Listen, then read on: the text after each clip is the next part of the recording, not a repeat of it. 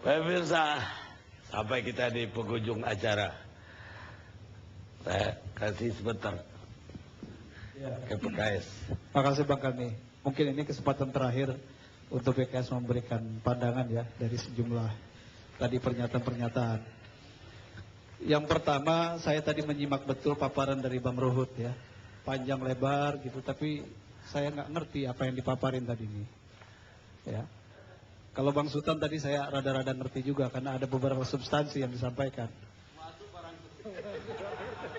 Tapi karena ini dua orang ini sahabat lama saya, jadi saya tetap berdoa agar keduanya ini terpilih kembali di 2014. Ini masa basi lagi saya lihat. Enggak masuk, ini serius. Doa masa basa-basi nggak boleh dong, ya. Saya sebenarnya dari tadi menunggu dua sahabat saya ini berbicara tentang substansi ya, tapi ternyata itu nggak banyak keluar dan lagi-lagi didominasi oleh penilaian-penilaian politik. Nah inilah yang menurut kami justru seringkali mengecohkan pandangan, pikiran banyak orang.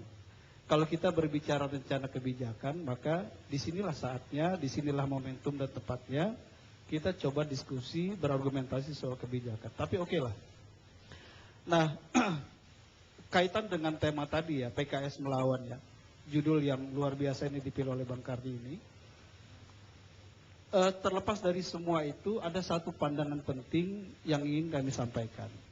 Dan saya yakin pandangan ini pasti diamini oleh Bang Sultan dan Bang Ruhut.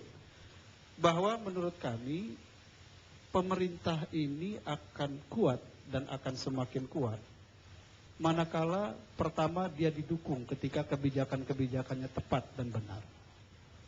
Dan saya kira PKS tidak punya alasan sedikit pun untuk tidak mendukung setiap kebijakan pemerintah jika itu benar dan tepat. Dan yang kedua, pemerintah ini kuat dan akan terus semakin kuat kalau bersedia dikoreksi walaupun oleh teman sendiri ketika kebijakannya dinilai tidak tepat ya, atau kemudian ada proses-proses yang kita anggap ini masih perlu kita diskusikan secara terbuka. Nah ini pandangan kami, sehingga kalau tadi dikatakan ini ibarat suami istri gitu ya di dalam satu keluarga, kan biasa suami istri kan bukan cuma menyenangkan, istri kan bukan cuma menyenangkan suami, tapi istri juga bisa menegur suami kalau suaminya salah misalnya. Nah itulah pandangan kami tentang koalisi. Dan kami sadar dulu tahun 2012 saya pernah mengatakan begini, sejumlah kasus hukum yang dialami partai-partai, wabil khusus partai-partai koalisi, ini menciptakan situasi politik saling sandera di tahun 2012. Dan kasus-kasus hukum itulah yang kadang-kadang secara psikologis membuat tekanan kita nggak berani berbeda gitu, ya. Nah dalam konteks ini PKS mengambil sikap begini, oke lah yang lain mungkin karena ada kasus hukum tidak berani berbeda atau tidak mau berbeda begitu ya. Tapi sepanjang kami melihat ada satu rencana kebijakan atau proses kebijakan yang tidak tepat ya dan masih bisa kita perdebatkan, oke kami maju, kami bersuara berbeda. Ya, kami bersuara berbeda agar output kebijakan dari pemerintah itu betul-betul firm. Ya, menguntungkan kepentingan rakyat banyak. Dan itu sudah kami lakukan walaupun kami harus membayar ongkosnya. Ada menteri dikurangi begitu ya. Saya nggak tahu kalau nanti pemerintah tetap menaikkan BBM dan PKS tidak setuju, mau dikurangi juga bagi kami tidak masalah. Kami hitung sebagai ongkos politik. Terima kasih. Jadi alat mau nambah?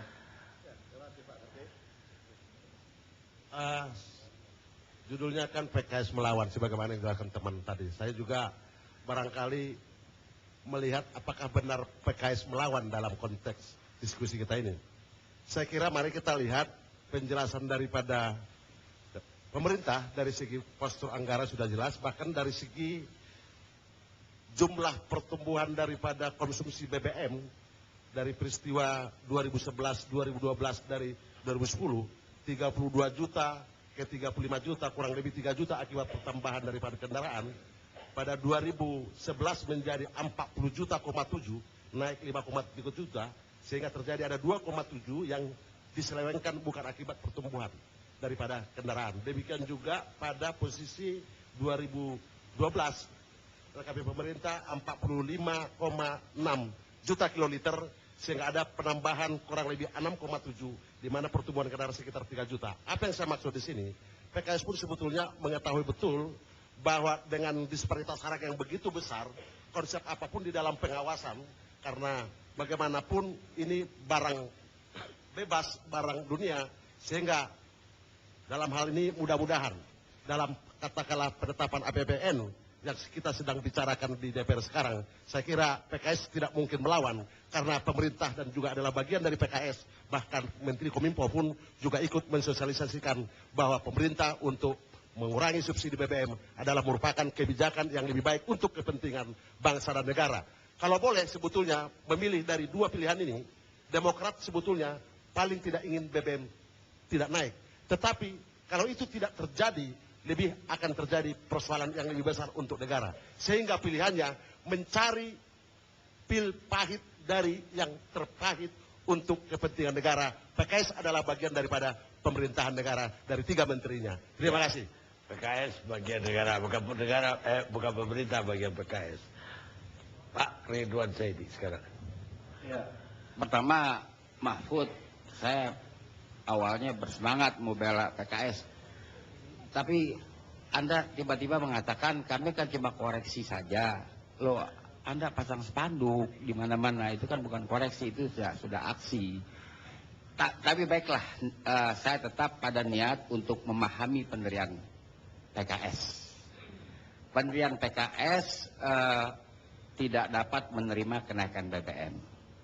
Keterangan pemerintah dari 2005, 2008 sama aja, nggak ada yang baru.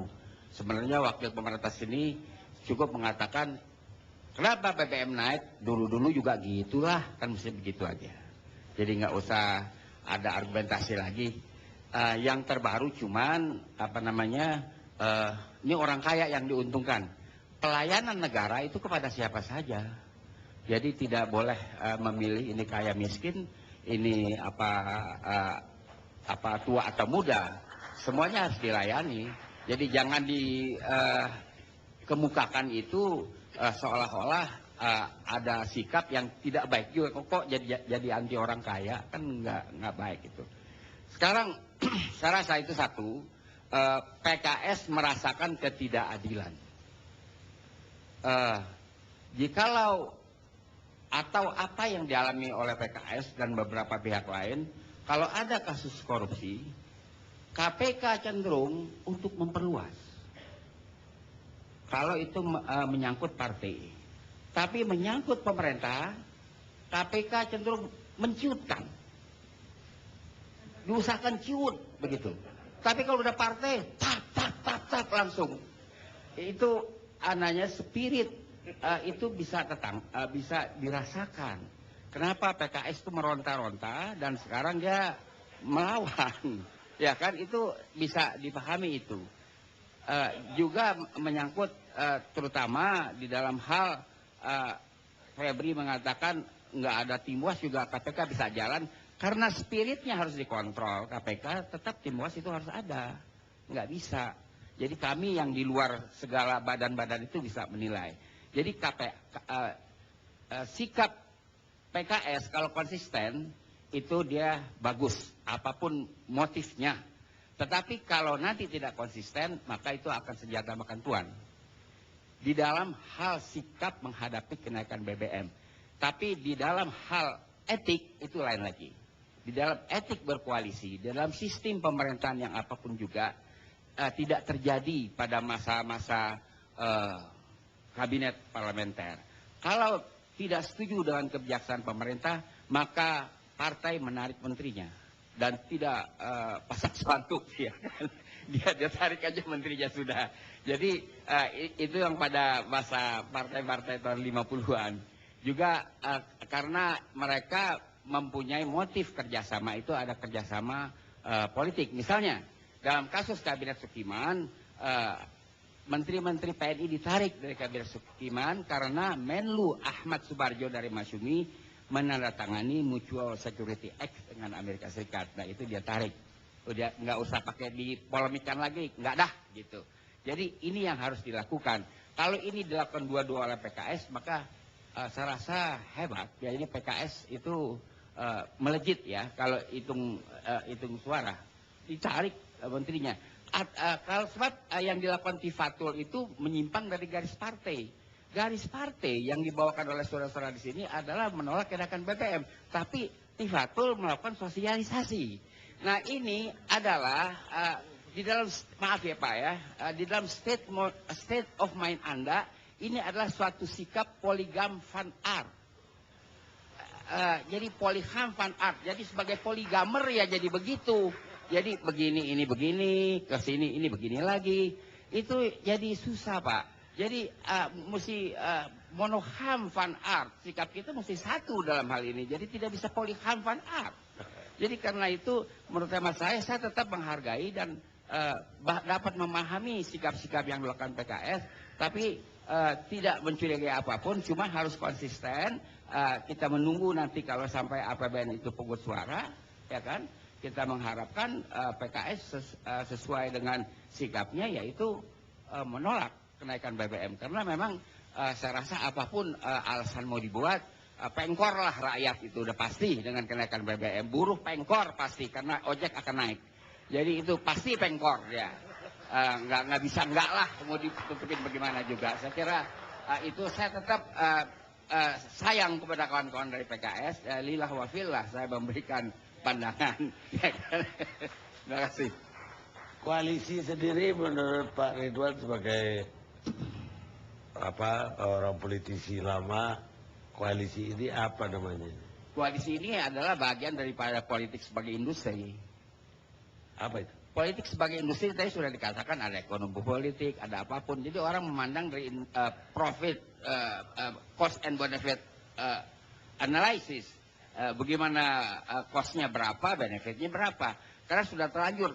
Kalau kita lihat politikus zaman sekarang selalu mengucapkan kata-kata kita sebagai stakeholder, semua bahasa-bahasa bursa saham dipindahkan sebagai leksikografi politik. Jadi karena itu ini dilihat saja sebagai satu proses industrialisasi politik. Koalisi bisnis dong. Kurang lebih.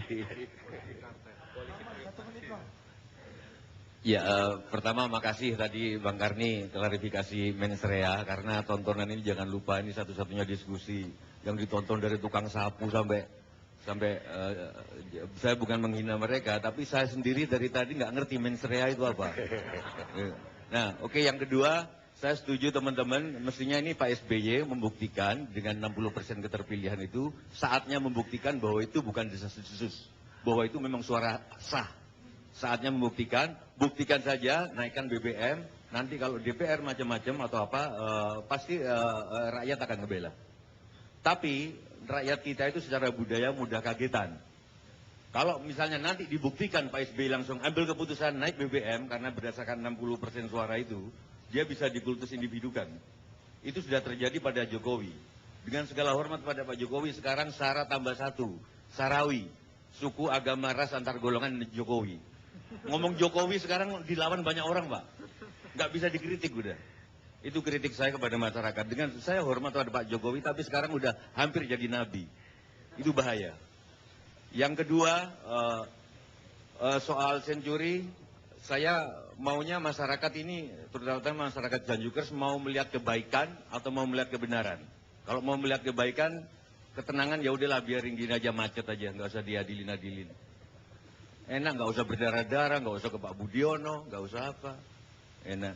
Tapi kalau maunya kebenaran, biarkan yang tanding itu imbang. Ini kesempatan untuk melihat dua petarung yang imbang, PKS sama Demokrat. Jangan PKS nggak diseimbangkan karena belum sudah dituduh, belum sudah dibenci. Omongan apapun, meskipun agak normal, meskipun agak saya pahami, udah dibenci, udah salah PKS. Karena PKS lupa berhadapan dengan the power of ibu-ibu. Kalau misalkan korupsi yang ketangkap kemarin cuma masalah uang, Mbak. Ibu-ibu nggak sampai sehisteris gini, Mbak. Ini masalah banyak perempuan. Maka harus klarifikasi PKS saya sarankan Mas Fahri Hamzah, Mas Abu Bakar, Mas Mahfud Siddiq, Mas Andi Rahmat. Tolong katakan bahwa oke itu salah, tapi ini kami menyuarakan kebenaran. Saya nggak tahu mana yang benar yang salah, tapi Demokrat harus dikasih keseimbangan. Suara PKS jangan-jangan dituduh perempuan lu, jangan dituduh pustun-pustun. Jadi jangan dituduh yang itu. Tentu kalau teman-teman PKS nggak bisa melakukan kayak yang subur kan. Terus menceraikan itu kan belum sampai 9 gitu. Gitu. Tapi maksud saya ditumbuhkan kayak area wiguna baru gitu loh Pak. Misalnya cewek siapa gitu mengikuti tiap hari mengikuti Fahri Hamzah. Oh ternyata PKS itu begini ibu-ibu, ternyata disorot terus kamera. Itu baru karena isu perempuan sekarang sangat sensitif. Salah satu daerah di Jawa Barat Pak Karni saya kasih tahu, hampir saja sah melaksanakan undang-undang syariat agama tertentu. Tapi didorong oleh para senimannya supaya itu nggak terjadi, malah dibombong. Saya mendukung undang-undang syariat. Hidup poligami, gitu loh. Oh, ibu-ibu langsung marah, nggak setuju. Jadi maksud saya PKS jangan lupa apapun pendapatmu Andi Rahmat, apapun pendapatmu, kalian berhadapan sama ibu-ibu sekarang. Udah, itu aja. Tidak aja PKS ya begitu. Partai lain juga. Tapi yang paling terbuka kan PKS, yang lain-lain kan beli. Apa? Beli. Yang lain kan kepacaran kan. Itu loh. Loh sekarang rakyat mau pilih mana? Sekarang saya tantang, pilih pemimpin yang matanya sudah sayu, pemimpin-pemimpin yang matanya sudah sayu karena kekurangan cinta. Atau mau dipimpin oleh orang yang banyak perempuan atau banyak cowok tapi dengan gairah, dengan cinta. Sekian, Pak. Terima kasih. Ya, bilang ya. Kalau masalah judul, saya rasa judul yang abang pilih dalam hal ini ILC sudah benar. Kenapa? Ada 9 fraksi di DPR. Koalisi 6, oposisi 3. Sahabat-sahabat Golkar, PKB, PAN, P3, ya, mereka kan tidak ngelawan. Tapi saya yang lucu Pak Mahfud tadi bilang, kenapa yang lain nggak ngelawan? Karena mungkin mereka ada masalah. Ini udah terbalik-balik. Yang ada masalah itu kan PKS. Tadi kan udah dibilang sama mas kita. Jadi itu tegas. Jadi saya rasa apapun, benar apa yang dikatakan abang saya Bang Ridwan Saidi, kita berdoa saja. Jangan nanti sudah rapat Dewan Suro besok atau lusa, taunya mendukung juga. Kasihan sama PKS. Makin karam dia Bang. Terima kasih. Ada. Saya sedikit membantu Mas Jiwo untuk menjelaskan mensrea tadi sedikit. Saya kira mau menjelaskan yang terakhir. Tidak. Mungkin untuk pemirsa yang bukan bidang hukum, ini sebenarnya dari prinsip actus non facit reum nisi mensit rea. Ini ada 2 elemen penting dalam satu tindak pidana yang harus dibuktikan oleh penegak hukum, khususnya dalam terutama KPK, yaitu unsur mens rea tadi, kejahatan, pikiran jahat, dan unsur actus reus, tindakan jahatnya. Dan ini harus dipenuhi. Pelanggaran dari tidak terpenuhnya salah satu unsur mens rea ini menyebabkan apa yang disebut praktek tirani etikat baik dalam penegakan hukum. Dan ini harus hati-hati sekali dan memang KPK harus memenuhi 2 unsur ini dalam membuktikan tindak pidana korupsi. Supaya tidak terjadi tirani etikat baik dalam penegakan hukum. Hal kedua, saya tertarik dengan ada ungkapan bahasa Latin, aquila non capit muscas. Elang itu tidak menangkap lalat. Kasus Senturi saya kira merupakan kasus yang cukup besar dan saya kira bagi KPK ini merupakan kesempatan yang baik sekali untuk membuktikan bahwa elang itu nggak menangkap lalat tapi menangkap perkara-perkara yang besar. Terima kasih Bang Karni. Bang Karni, saya Boleh. satu aja saya Baik. ingin mengundang Pak Akbar Faisal untuk datang ke kantor. Sehingga tadi menyampaikan bahwa yang tadi kita sampaikan BBM ke BBG maupun kilang itu bukan sekedar mimpi.